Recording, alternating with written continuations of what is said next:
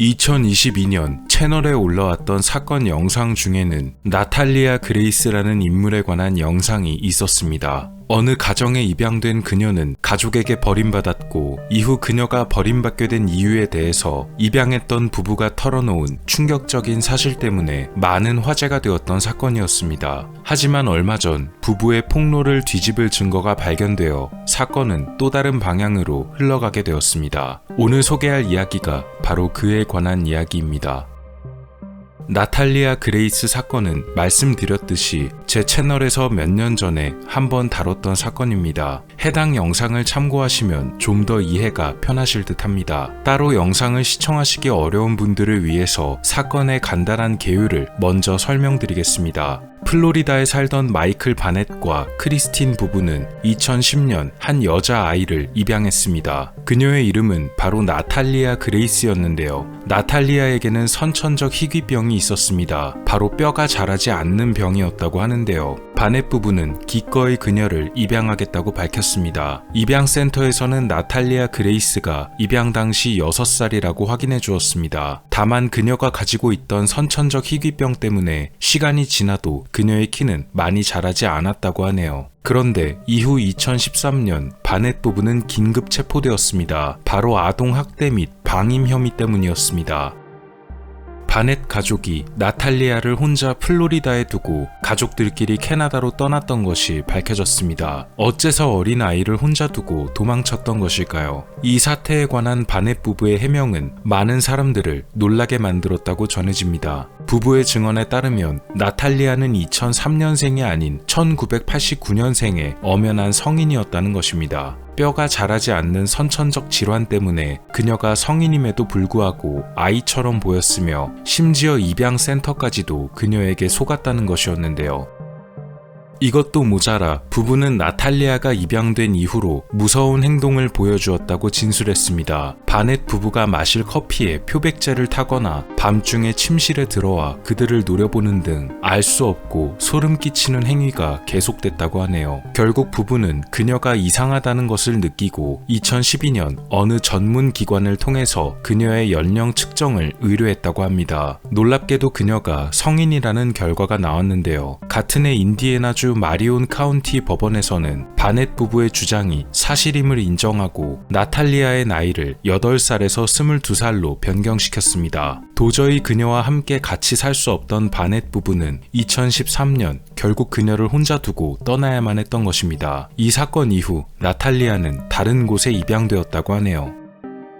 여기까지가 나탈리아 그레이스 사건의 개요였습니다. 몇몇 사람들은 이 사건에 대한 이야기를 듣고 공포영화 오펀의 실사판이라는 말을 하기도 했는데요. 어린아이인 줄 알고 입양했던 여자아이가 사실은 아이가 아닌 성인이었으며 온갖 소름 끼치는 행동을 벌였다는 사건의 내용은 충분히 사람들을 놀라게 할 만해 보였습니다. 몇 년 전에는 분명 이렇게 알려져 있던 사건이었는데요. 최근 여러 구독자분들과 시청자분들의 댓글로 이 사건이 다시 재조명받았음을 알게 되었습니다. 그리고 사건의 양상이 몇 년 전과는 확연히 다르게 흘러갔다는 사실도 알게 되었는데요. 제가 이 사건에 관해 과거에 영상을 만들었기 때문에 사건의 새로운 근황에 대해서도 직접 말씀을 드리는 것이 맞다고 생각이 들었습니다.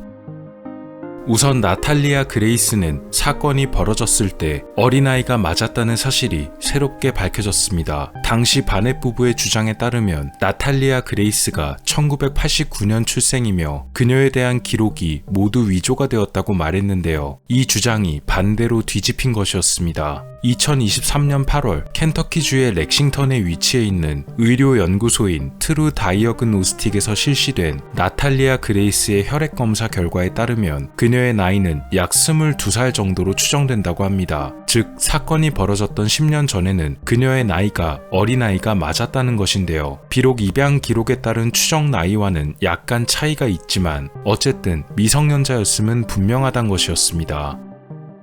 나탈리아는 바넷 부부가 그녀가 성인임을 주장하기 위해 재판에서 했던 증언들 중 하나였던 막대형 생리대인 탐폰에 관해 말하기도 했는데요. 나탈리아가 이미 월경을 시작한 나이가 지났으며 몰래 생리대까지 사용했다는 진술을 뒷받침하기 위해 당시 바넷 부부는 나탈리아의 신체에 이 탐폰을 강제로 삽입하는 등의 학대를 저질렀다고 합니다. 미국에서 방영된 나탈리아 그레이스에 관한 다큐멘터리인 나탈리아 그레이스의 기묘한 사건 에피소드에서는 두 부부 중 특히 아내였던 크리스틴에 관한 이야기가 집중적으로 조명되기도 했었는데요. 두 사람은 현재 이혼했지만 남편이었던 마이클 바넷은 크리스틴이 모든 학대와 계획의 주범이며 자신 역시도 피해자라고 말하기도 했습니다. 하지만 나탈리아 본인은 그의 말에 동의하지 않았습니다. 왜냐하면 학대가 일어나는 것에 대해 이미 알고 있었으며 그에 관해 암묵적으로 부인의 계획을 좌시하는 등 나탈리아에 대한 학대를 방조하고 묵인했다는 것인데요. 특히 마이클 자신 역시도 피해자라는 말에 나탈리아는 굉장히 황당하다는 반응을 보이기도 했습니다.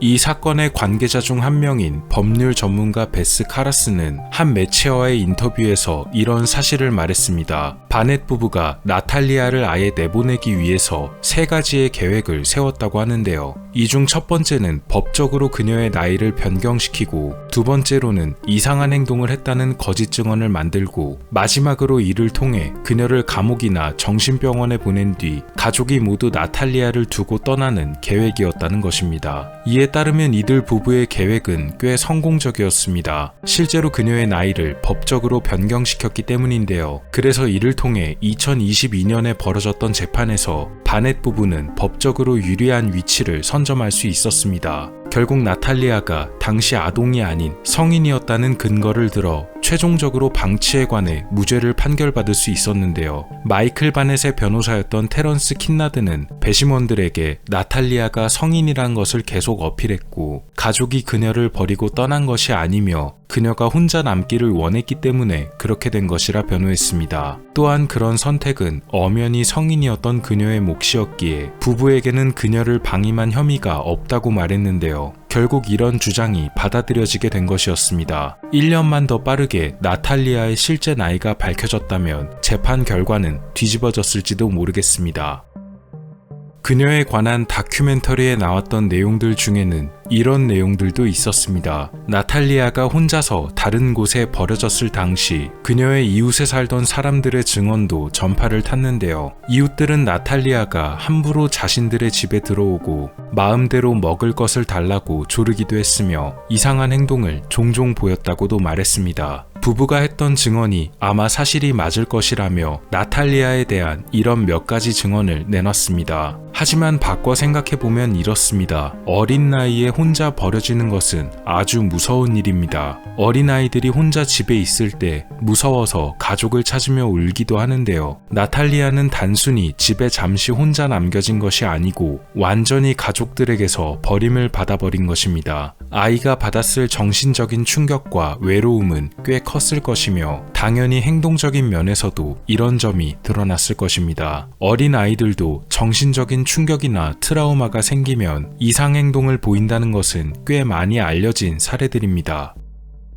이웃들은 나탈리아가 자신들의 집에 함부로 들어오고 먹을 것을 달라고 떼를 쓰기도 했다고 하는데요. 나탈리아는 선천적으로 키가 자라지 않기 때문에 높은 곳에 있는 음식을 꺼내거나 혹은 음식을 조리하는 과정이 매우 어려웠을 텐데요. 제대로 끼니를 해결하기란 불가능에 가까웠을 듯합니다. 이웃의 도움을 청하고 싶었지만 너무 어린 나이였기에 도움을 요청하는 표현과 방식, 대화가 분명 서툴렀을 것이고 가까운 이웃에 찾아가서 나름대로 요청을 해봐도 먹을 것을 달라 정도의 직접적인 표현을 할 수밖에 없었을 것입니다. 하지만 이웃들은 그녀에 관한 뒷소문을 듣고 나탈리아를 수상한 사람이라 낙인 찍은 후였기 때문에 어린 그녀의 애타는 요청 역시도 이상하게 여겼을 것입니다. 이웃들의 증언이 사실이라면 정말 비극적인 일이라고 봅니다. 어린아이가 홀로 남겨져 배가 너무 고팠고 하는 수 없이 이웃집에 들어가 배가 고프다고 말했지만 이웃들 중 그 누구도 그녀의 그런 요청을 진지하게 받아들이지 않았다는 이야기였기 때문인데요. 그녀가 정신적인 충격을 받아 이상행동을 보인 건 역시도 이웃들은 그저 기괴한 모습으로만 받아들였다고 보입니다.